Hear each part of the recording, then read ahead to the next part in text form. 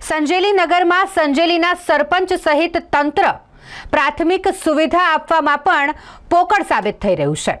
અહીં પ્રાથમિક સુવિધા કહેવાતી પીવાના પાણીની સુવિધા પણ નથી મળી રહી, જેના કારણે લોકો હેરાન થઈ રહ્યા છે।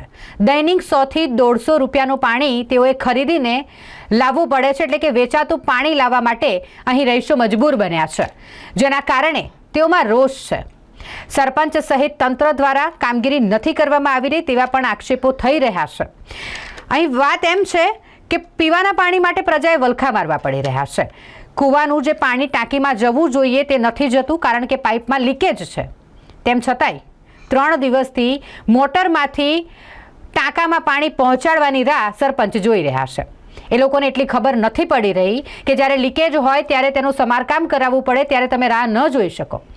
આટલા દિવસથી જ્યારે પીવાનું પાણી નથી મળી રહ્યું એટલે લોકોમાં રોષ છે। વહેલામાં વહેલી તકે પીવાનું પાણી પૂરું પાડવામાં આવે તેવી માંગ લોકો કરી રહ્યા છે।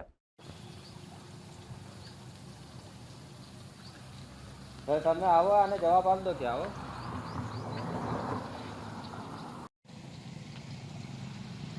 હેલો,